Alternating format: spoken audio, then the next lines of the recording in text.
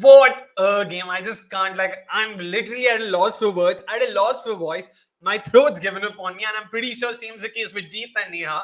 Make no mistake, while coming back home, I was actually walking past the Chinnaswamy thinking, yaar, kitna hi khichega yaar. Matlab, jo bhi at the end of the day, it's just too steep a mountain for them to climb. And boy, did they come close.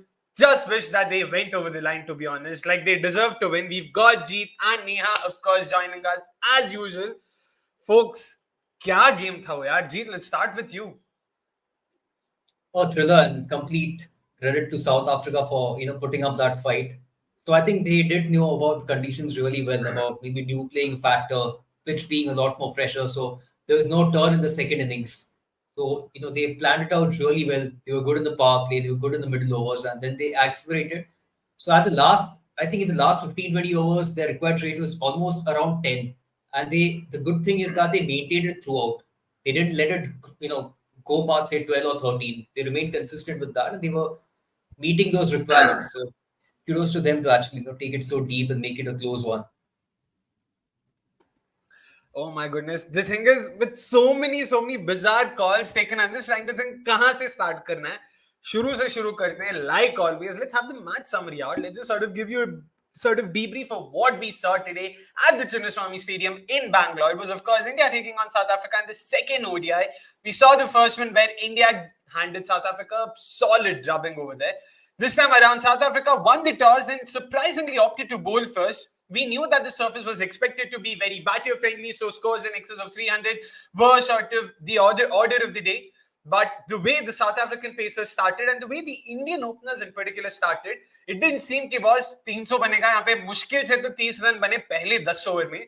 Eventually, Smriti and Harmanpreet Kaur, of course, a fantastic partnership between them. Smriti notching up her second ton in as many games. In fact, became the first Indian to do so. So kudos to her, of course. Harmanpreet Kaur herself was not to be left far behind. A spectacular ton from her as well. An 88 ball, 103 for her. Richa Ghosh also with a crucial cameo at the end, which ensured India got to 325 at the end of their quota of 50 overs.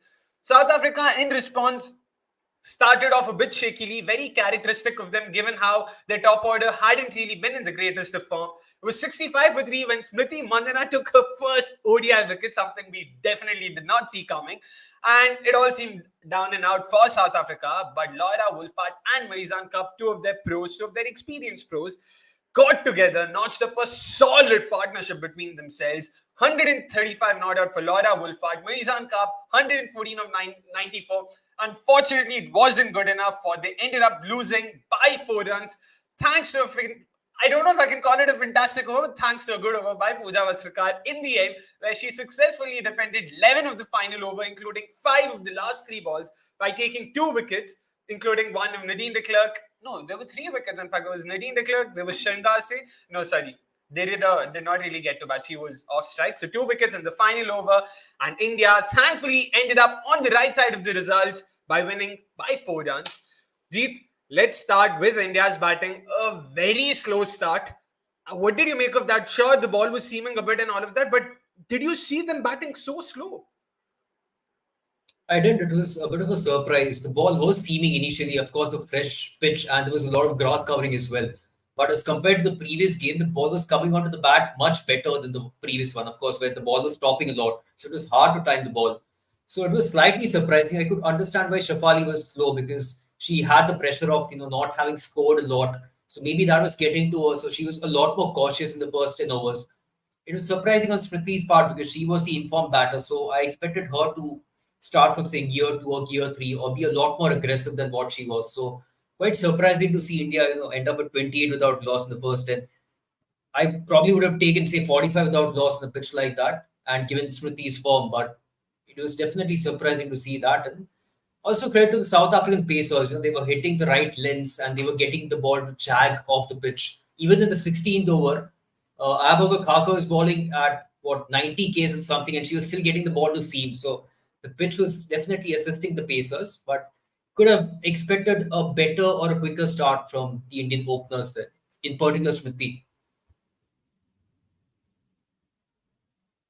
Because again, it was a very uncharacteristically slow start, even for Smriti. We know she likes to start slow, but this was slow even by her standards. And I mean, we can't sort of talk enough of Shefali Verma because we've been raving about how she's probably at the fag end of that very long rope that's been handed to her. We've been speaking about how Priya Punya has been knocking on the doors of an India call up and potentially making it into the first 11.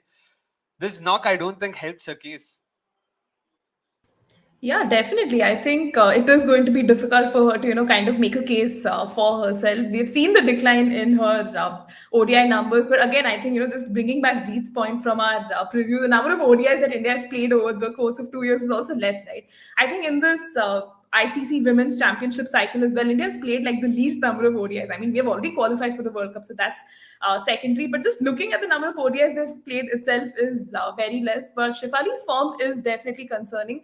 And also when her and Smriti were batting, you could see how the dots were just piling on. Smriti Mandana was playing some of the, outside off-stump deliveries, which she wouldn't have otherwise played. Probably it could be, the pressure of runs not coming across from both the ends that could have, prompted her to just kind of go for it. It was concerning in that sense, of how Shefali is just not getting her run. She looks very listless, looks lively on the field, at least when she's fielding, bowling a bit now. But as you rightly said, I think her end is coming way closer. And I wouldn't be surprised, if in the third ODI they decide to go ahead with Priya Punya, because India has the 2-0 series lead, right? And might as well experiment with someone like her because she's in the squad. So, yeah, it will be an interesting change if enforced. I mean, yeah, it'll definitely be very interesting how sort of India go about their business because we did speak about this, in fair detail in terms of how it's not easy for India to gauge a player because of that limited sample size. But at the end of the day, they have to make do with what they have. So it'll be very difficult to sort of not look past Shefali Verma after this poor run of form, especially in this format. Sure, it's only 3 ODIs or 4 ODIs, but Vasant probably here also going on to say bye bye Verma. Come on, yeah, Jeet. At least we can't defend her now. Give someone else a chance. I'm guessing Jeet also isn't sure abhi kitna defend karega bichara. And again, no, it's not that there isn't potential. Clearly, in terms of potential, sure, Shefali should make the cut. But again, Jeet, you can also, if you had to chip in here, there's very little to back her right now because there are other players who seem to be in better form. Yeah, so not only are the technical frailties an issue with Shefali Verma, she has clearly made a change, but even that change is not working out. But what has also been a major issue with her is the temperament. She was doing a good job in the first innings to see off that theme movement, and she was being tentative. She was playing a game that doesn't come naturally to her of not being aggressive and being very cautious.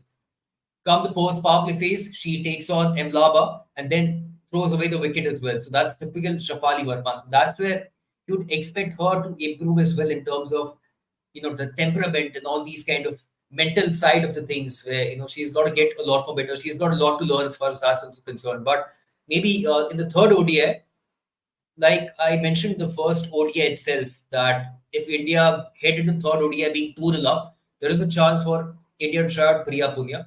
I personally would want that change to come out of Smriti Mandana. She has played 2 games. She has done a phenomenal job.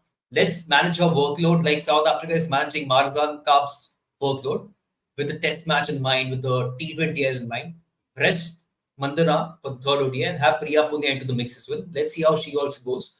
And then let's gauge how both these openers are doing comparatively. But otherwise, yeah, slightly disappointed. But again, I would still say it's a little too early.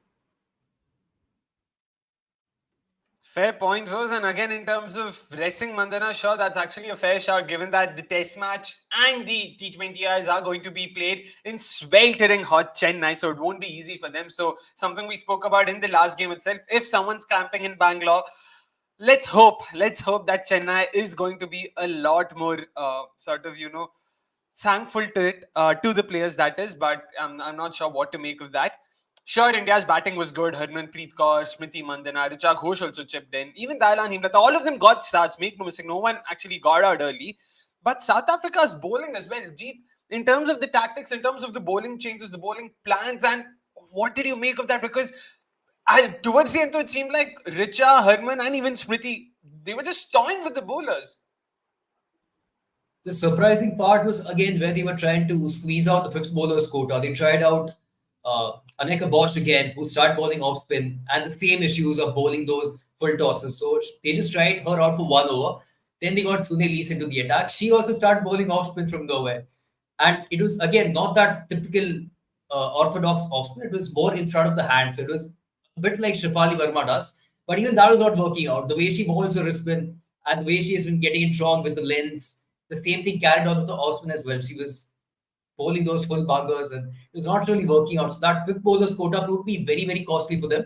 Sunil is going for 36 of 5 overs, Anika Bosch for 10 of her 1 over. And that was also to fill up Sringase's quota of overs because she also proved to be very costly with 57 runs of her 6 overs. So all these spinners were surely not coming to the party, barring, of course, M. Lava, who's too good. So that was really, really proven to be costly. And then, like you mentioned, the back end was very, very baffling for me. I just couldn't understand their tactics. When Kaka was operating, they had, of course, in women's cricket, 4 fielders are allowed outside the circle after the power play. So they had extra cover, long off, long on, and a cow corner. So the plan was to ball wide Yorkers. So if you are going to ball wide Yorkers, it's probably better to have the long on up in the circle against Mandana, have that fielder at mid-on, and push your backward point fielder to deep backward point. And that's exactly what Mandana was doing. She was opening the pace with bat, managing to get the elevation or hitting the gaps, and she was finding the boundaries at deep backward point, which was non-existent. So those kind of plans were very, very perplexing to me and was proving to be costly. It just kept getting worse and worse. And even by the end of it, Nadine de Klerk did not even complete her full quota of overs. That was also very, very surprising. You'd probably back her to bowl her out. You still left 2 overs hanging. She finished with 8 overs and she bowled decently. So too many perplexing calls for me. Yeah, she bowled decently, and of course, it's Nadine de Klerk. It's not some sort of newcomer who you're not sure if she can be backed or not and whatnot. Because the other 12 overs went for about 103 runs, and in fact, 10 of them went for 99. It was the last couple of overs where they sort of were able to pull things slightly back. If I'm not wrong, it was Shangasi in her last couple of overs. She was still a bit more decent, but again, Neha, sure, the plans went awry and all of that, but if in hindsight, now that you look at how the second innings panned out, probably South Africa wasn't just as bad, or do you think the bowling plans really left a lot of room to desire? Yeah, I think just having a look at the pitch and conditions, right, it entirely favored the batters. First, it started with India, piling on that 325. South Africa came, made 321. The aggregate of runs is easily crossing 600, right? You have 2 centurions across both the batting groups as well. So somewhere it became a battle between the Indian batters and the South African batters, leaving no room at all for the bowlers. I think Danny Van Niekerk's whole prediction of, the pitch producing a total in excess of 300 did eventually come true because both the teams kind of did that. But somewhere, yeah, I think the bowlers from both the sides did suffer because if you just look at the figures of Pooja Vastakar or even Arundhati Reddy for that matter, they have gone in excess of 6 and over, right? So every single time the skipper entrusted the ball with them, you could see how they were going for runs.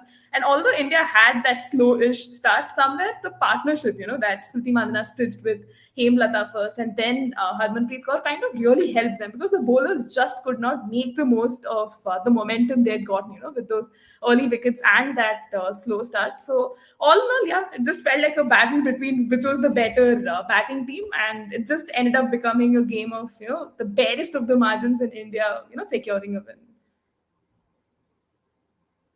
And there was one more thing. There was a huge difference in terms of the extras as well, which in hindsight ended up costing South Africa dearly. If you leave out leg by, South Africa conceded 15 extras as opposed to India's 5. So that's a difference of 10 runs. And in hindsight, of course, that's a huge difference given the margin of the result. So those extras, in particular the wides out of ball by Masa Badaklas, Nabong, Kaka, especially the back end also proved to be very, very costly. So these are small things, but they end up having a huge impact on the result, exactly like we saw tonight. Those wides, I was so annoyed because in the first 8 overs, they bowled 7 wides and it conceded only 20 runs in total. I'm like, bhai, kar kya rahe ho yaar? Ball must move, correct? Kyun itna wide dekhe? Why are you letting them ease into their position so easily? But yeah, that's definitely something they will also want to work on. Sure, South Africa got their bowling plans a bit wrong. Why was Suneli's trying that off spin that wasn't working for her? Bowled 2 waist high full tosses, they're juicy full tosses. But I don't know what to make of India's bowling plans itself. There was Smriti bowling 2, there was Shafali bowling 4, and I'm like, bhai, mujhe laga, to be honest, at the end of the first sort of half of the second innings, I was like, हाँ ठीक है, मुझे पता है review में क्या बात करना है, हम ये बात करेंगे, वो बात करेंगे. Then out of nowhere, I'm like, भाई, हम साउथ अफ्रीका का इतना बात करें, इंडिया खुद, what was happening there now? Of course, it's time to talk about South Africa's bowling. I mean, sorry, India's bowling. Then the second innings, Smriti got a couple of overs. Not sure where did that come from. I refuse to believe that this was a pre-decided plan. Ki bhai, Smriti Mandana will be our in-swinging menace, and we'll give her a couple of overs. And Shafali bowling for Harman herself again. Harman not backing herself, not bowling. Arundhati and Pooja did not bowl out. Jeet, we knew that they were playing with 5 bowlers. We'd spoken about the risks involved in something like that in the last game itself, because the sixth option was invariably going to be one of Harman or Shafali Verma, because Zailan Himlata hasn't been bowling a lot of late. Achanak se you see Smriti, and Achanak se, for, to be honest, no rhyme or reason, they went to that 6th and 7th bowling option. Kyun? A bit, it did feel as if, India were kind of confident at that particular time that, okay, by 326 ka chase hai, we will be defending this because, of course, South Africa were 2 down no time. They were 54 for 2. So then they brought in Smriti Mandana. Ki chalo, theek yaar, the game is more or less secure. So let's just try it out, because I saw a few still images before the game of Smriti Mandana rolling her arm over. So they actually went ahead with that. Of course, I mean, it ended up working. That's a different thing altogether. But it was kind of, it just felt as if, they were taking it a bit lightly, thinking by 325, they are not going to chase it. They've already lost Tasman Brits, Neha Bosch. So why not just give it a go? Let's see what happens. But it was questionable. Shafali Verma, I'm not too surprised because she has chipped in previously, but Smriti Mandana came out of the syllabus. That was not expected. In hindsight, of course, I mean, we've got a third pacer to look into now. So I don't really mind that if she can chip in with a couple of overs in the future in the ODIs, but I wouldn't really be backing her. So it's still surprising. And even Shafali, I don't know, maybe you can attest to that, but even she has, I think, changed the bowling action, hasn't she? It was quite different to what she had before. Yeah, true. But it's just that I saw her bowling, like the last I saw of her bowling was like a good couple of years ago. I have, like, last WPL also she probably bowled a bit, but uske alawa I've hardly seen her bowl, so I don't know. So I just assume that over time she's probably remodeled her action there. But Neha, surely you cannot sort of think and expect Smriti to chip in with wickets there, because again, what did you make of those calls? Why do you think was Arundhati and Pooja not back enough? Because especially at the death, you saw Shifali, Deepti, of course, had to bowl, but there was Shifali being given the overs. Even Asha Shobna was given the overs at the end. None of them were bowled out earlier so that the pacers can come in and do their job at the death. Why do you think was the case? Were they just experimenting? Were they feeling complacent, or this was sort of their way of saying, "Ki boss, ye hamara ilaka hai"?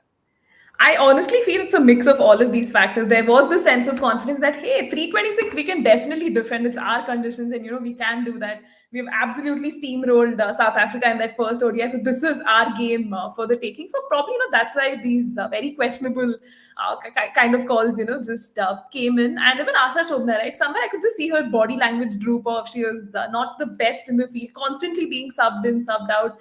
And somewhere, like when the innings started, India's body language, like especially in the fielding side, looked like, oh, we're going to win this. But as the partnership was building, with Marizanne Kapp and Laura Wolvaardt, you could see, how they were actually feeling the heat. And even the introduction of spinners was probably to, suffocate and just kind of restrict the run flow. But again, in hindsight, probably that was not the best thing. But again, we were missing Renuka Singh Thakur. I think this was the one match, where we felt like, hey, if we had that frontline pacer, that could have probably been the difference at the start. Maybe Renuka at the death is again very questionable, because we've seen WPL numbers and everything.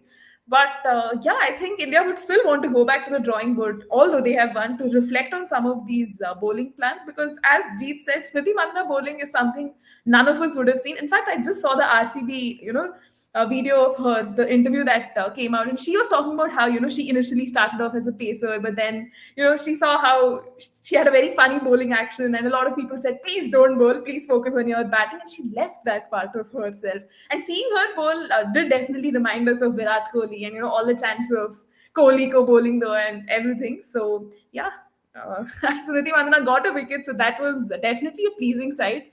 But I think going ahead, India will have to, reevaluate and rethink those bowling plans. Yeah, Smithy's wicket was probably the highlight of the day for most of us, if not all of us, because I remember that vividly. I was sitting in the middle of a meeting. There was a meeting going on with all our colleagues, and out of nowhere, me and one of my colleagues just scream. We're like, what? Did Smithy just take a wicket in front of us? It was hilarious to say the least, of course.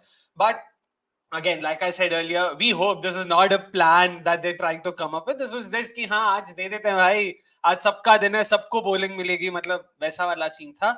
And that complacency almost cost them the game there because Marizanne Kapp and Laura Wolvaardt, a solid 184-run partnership between the two centurions over there. The second highest partnership against India in women's ODI's history, highest being, of course, Elisa Healy and Phoebe Litchfield, which happened earlier this year, of course, in the ODI series that happened. If we have, I mean, we cannot possibly talk about the top performer and all of that without going beyond Laura and Marizanne first. Sure, they ended up on the losing side. यार क्या खेल है यार. And Laura towards the end, sure, Laura understood she had to play second fiddle to Marizanne Kapp.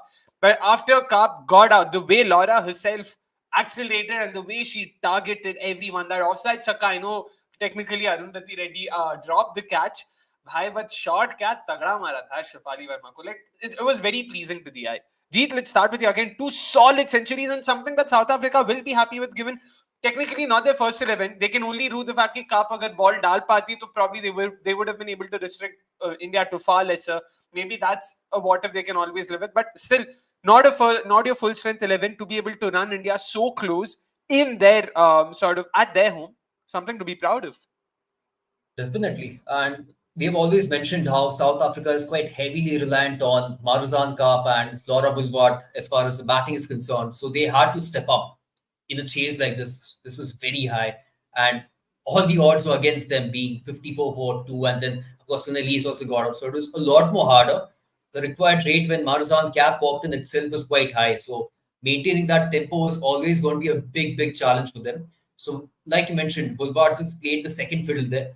Kaap took on the spinners and pace. And that's a good part about her. She can deal with the spinners equally as well as she can do against the pacers. So that's the benefit that you get. So she, throughout her innings, maintained a strike rate, which was really good. She was going at run the ball, or even more than that, actually, when she got a century. So a phenomenal part. As soon as she got out, of course, Wolvaardt took over, and then came Nadine de Klerk. And like I mentioned, even she's in form, having played a lot more regional. So she's been bashing it as well. And you could see that because she was on song from ball one. She was hitting those big shots and finding those boundaries when they were required. So with Wolvaardt, I'm not even surprised. I've seen a lot of her. It doesn't surprise me anymore. And the fact that she also completed 4,000 runs in the ODI format at the age of just 25. So she's now the all-time leading run getter of South Africa in this format. So phenomenal. And to have these kind of numbers at the age of 25 shows the talent she is, which is absolutely incredible. And those shots, I've seen them so often, lofting it over mid-off, lofting it over extra cover. I mean, absolute picturesque. So I think it was after the first game where you had mentioned about how you'd pay to watch Laura Wolvaardt. I've been saying this for years that even if she's having a net session and somebody's starting for that, I'll go and watch that. It is probably going to be worth it because she's that good. And luckily, everybody got to see that and outstanding knock by the duo. Yeah, I mean, I thought at the end of the first ODI, I wouldn't ever feel this regretful for not watching a game. Then came the second ODI. I'm like, yaar, ye sab chitna Swami mein ye game hona hai, batao bhai. But what a wow-tastic Wednesday that. And Neha, again, in terms of Laura Wolvaardt, we'd spoken even during the preview. Sure, she might not be in the greatest of form, but it's all about sort of she's able to negotiate the new ball. And Renuka Thakur was going to be that one person who could have sort of nipped that whole performance in the bud, and she wasn't available. Was a century for the taking in some sense, you would say? Yeah, definitely. It was for the taking. And I think I slightly disagree with you here about her not being in form. I mean, even though, South Africa had that tough series versus Australia and Sri Lanka, she was in the best of the possible forms. In fact, I think even Nadine de Klerk, in one of the pressers spoke about how even though the team is going through tough times, she's such a calm player. always, backs her players and is herself scoring runs in abundance. So even if, South Africa wanted to make that reactionary captain change, they don't have alternative. She's the best option they have. And just the context of today's knock, right? Although she was playing second fiddle to Marizanne Kapp, you could see that intent, right? She was still rotating the strike, respecting the good deliveries. And I think at one point she was like some 60 odd of 90 balls. And I was like, damn, if South Africa loses this match, people are going to come behind her telling, this was the reason they lost. But eventually she ended up on a, run a ball 135, which goes to show, the intent. I know this word is overused and abused, but I think she really personified that with the kind of knock she played and that partnership with Marizanne Kapp. I mean, it was getting really tough. Imagine having this required run rate of 10 just hovering over you all the time. You're chasing such a massive total to bring it this close and to make a match out of it itself is massive. And I think Geo Cinema had a viewing of like 81 lakh. When we before we started this live.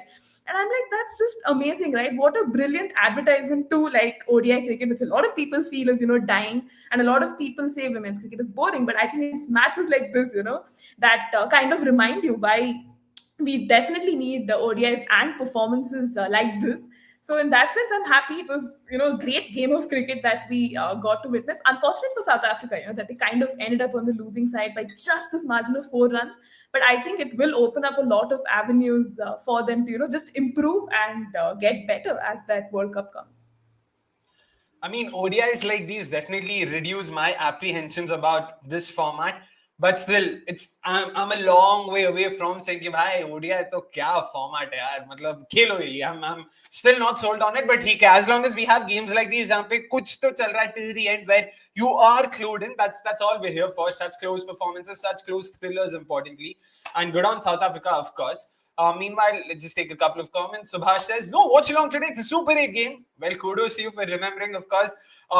It's just that we decided to revamp a bit because there were too many games going on. We have to pick and choose. We have to cover a bunch of different things. Ya to ye, ya to wo. So we decided to take a call. So we've decided कि भाई Super 8 maybe we'll follow the same format as we did in the first round, where we will be doing watch-alongs for the India games, and we will be covering the other games by means of a preview in the afternoon. So of course we will be going live tomorrow afternoon as well, where we talk about tonight's USA versus South Africa fixture and tomorrow's fixture as well, which I've completely forgotten what it is. Let me just check and confirm. It is England versus West Indies. So we will be reviewing that and previewing the next couple of games tomorrow at 12 p.m. noon. And tomorrow night, of course, it's India taking on Afghanistan in their first Super 8 encounter. And we will be doing a watch-along for that. Yours truly will be there. Avnish will be there. So that'll be lots of fun, of course. So fingers crossed. The game goes on. No rain interruptions and all of that. But definitely that's how it's going to happen. Apologies for the last-minute change. Sure, we sort of had to make those changes to accommodate everything else that we wanted to offer to ensure that, bhai, jo bhi ho at the end of the day, we are here to cover cricket and we are able to do that to the best of our abilities. One question before we, of course, talk about the last thing, which is top performer of the day. Sports fan goes on to ask, last over, would you call it Vastrikard's brilliance, or was it South Africa choking by not giving the strike to Laura Wolvaardt? I know it's very easy to say that South Africa choked, but Jeet, 5 to win of 3, you saw Nadine de Klerk get out. Then you saw, 5 to win of 4, Nadine de Klerk got out. Then Shangase got out, and then a single was taken. That's how it was. 6 to win of 4, 6 to win of 3, 6 to win of 2, 5 to win of 1, and then they lost. Now, you saw this, and how do you look at it? Because I still felt it was a bit of the latter, but you can't blame them as well. 6 to win of 4, you want to go for those shots, especially at a surface like this. Yeah, to be fair, in the last 3 overs, I would have actually gone Arundhati, Pooja, Arundhati, because Arundhati bowls at the death, the domestics, and she is very good at nailing her Yorkers. And that's what she did in the only over that she got. This is the penultimate over of the innings. It's just that last ball where she erred on a length, which ended up being a low full toss, which was dispatched for 6. But besides that, she bowled 5 very good balls, whereas Vastrakar is bowling full tosses after full tosses in both of the overs. So she's first 2 balls, I believe, both the full tosses, and they went for runs. But the last four balls, she changed the pace. So I think maybe that was a message that came out from the coaches. That's my best assumption. So that is where she actually started doing what she should have done. You can't be bowling 6 Yorkers because you are going to probably err at some stage, and that mistake could prove very costly when the equation is tight. So you've got to be smart enough to vary your pace, and that is what she did. So barring the first two full tosses, all the other four balls were off cutters or leg cutters. That's how she got Nadine de Klerk. That was an off cutter. Next ball to Shankar, she balled a leg cutter. That was outside the off stump, which is hit to, I think, Radha Yadav. And then again, off cutters, leg cutters. So the last four balls were very, very smartly balled by Pooja Ostrakar. But besides that, I think India's bowling and the depth and the bowling changes as well were very, very questionable. It's just those last four balls that ended up being the saving grace and ended up proving to be a huge difference. But on South Africa's part, look, you need to understand. I mean, Nadine de Klerk did what she should have done. I think Dani van Niekerk was criticizing the fact that she played for that. Sorry, she went for that glory shot when she shouldn't have. But I think it was fine. I mean, she was nailing all her deliveries and all her shots. Exactly. She went for that. She backed herself. So just because she got out, I'm not going to criticize her. She did what she should have done. But what followed after that were inexperienced batters.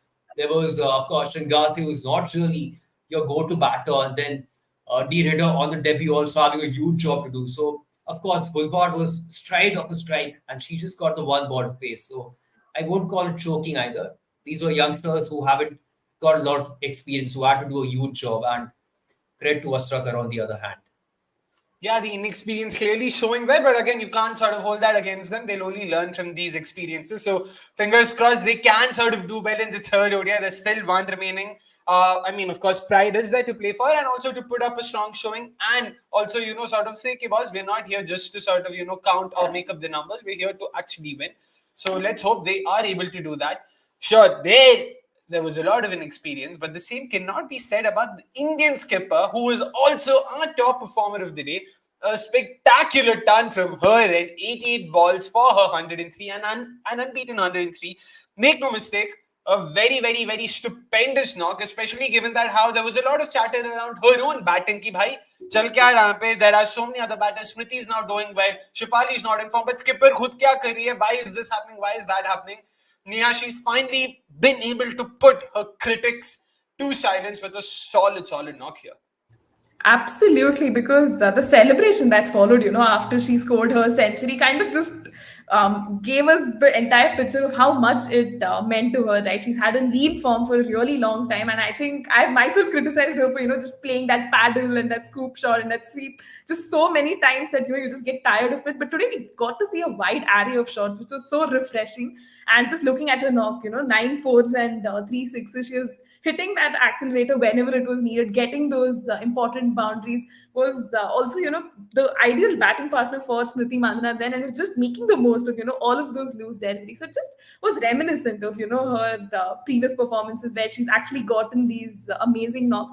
A lot of times she does not get those number of overs, but today was one of those situations where, her strike rate really did the talking, and she made the most of all of those deliveries. So this is one knock I think she will definitely keep close to her heart. And yeah, it was overall, I think, a very memorable performance for her as well. Definitely a solid performance after a very good, a very, very, very resounding and healthy 2022 for her in this format. 2023 was really a big letdown. That Bangladesh series, then it was the England series, the Australia series. This was 150 in her last 8 innings, and barring that, only once had she been able to cross 14. So clearly she was due a big score. But Jeet, you must be happy with the way she sort of come good for India. Yeah, even the start, we often are critical of Harmanpreet starting very slowly, but today that was not the case. She was off the blocks fairly quickly. And one of the things that really stood out for me is that she took on the key bowlers of South Africa and she bashed those 3 key bowlers. One was, of course, Nonkululeko Mlaba, Nadine de Klerk, and Masabata Class. Against all 3 bowlers, she scored over 20 runs with a strike rate of over 100. So that was another very, very important thing of taking on South Africa's key bowlers and putting them under pressure. So that was a big thing. And I've always believed that if somebody's in flow, that's Harmanpreet Kaur, and she's probably the best batter to watch because the kind of shots that she hits, they are, always that candy to your eye. Always outstanding. Those 6 hitting, the backswing. So all of that was, on show today, and that was again very, very crucial for heading into the T20 World Cup. For sure, there. I mean, you cannot stress enough on how important Harman's own form will be to her team's fortunes come October when India travel to Bangladesh for the T20 World Cup. Subhash asked, how is 103 of 88 greater than 136 of 120? It's not about one being greater or better or something like that. Given the circumstances, given how Harmanpreet Kaur started from the get-go, there was hardly any time taken by her. And again, not to put that against Priti, she herself came up with a fantastic knock. Both were great knocks in their own right. We're not saying one is good, the other isn't. Just top performer for us in our regard, what we thought and how we looked at it. That's it. So you can have your opinion, which is perfectly fine. No one's going to dispute that. Meanwhile, Sachin goes on to say, why was Renuka not playing? Injury? And Kapp can bowl and can bat and not bowl. What's the issue there? Great win though, but too close. Well, Kapp, of course, minor back injury, so she sort of managing her workload there, which is why she's not bowling right now. Hopefully, she will be during the test and the T20Is. As far as Renuka is concerned, yeah, she also sort of has a bit of a niggle. Did they specify or talk about it during the game? I don't remember anything being spoken about it. Of course, yeah, clearly not. Kyun karna? So she was missing the game due to a supposed injury, which is why Arundhati Reddy made her ODI debut. It'll be interesting to see if she comes back for the third ODI, which is happening on Sunday, the 23rd of June. We will be covering the game just like this ODI, so you guys don't need to worry about that. Last comment before we wrap this up. By the way, was this the highest runs aggregate in an ODI or in a women's ODI match ever? Would love to know what records have been broken. Plenty of records have been broken, to be honest, but this isn't the highest. This is the second highest runs aggregate for a women's ODI in history. The highest being England versus South Africa in Bristol 2017, which had an aggregate of 678 runs. The aggregate tonight was 646, so that's a good 32 runs more than this. So there you go. That record wasn't broken, but plenty of other records broken, including Smriti becoming the first Indian batter to score consecutive turns in ODIs. And then there was, of course, the highest ever partnership, second highest partnership ever against India in ODIs, women's ODIs, of course. So plenty of records broken. We'll definitely be having a lot of graphics and posts put out on social media. So do tune in to all our platforms to check that out. Do tune into our channel at 12 p.m. sharp tomorrow, where we preview and review the Super 8 games going on right now in the T20 World Cup, of course, on the men's side of things. And tomorrow night, 8 p.m., we will be doing a watch along for the India-Afghanistan fixture. Hopefully that will go well. It's a goodbye from all of us. Hope you enjoyed our coverage. Thank you so much for tuning in.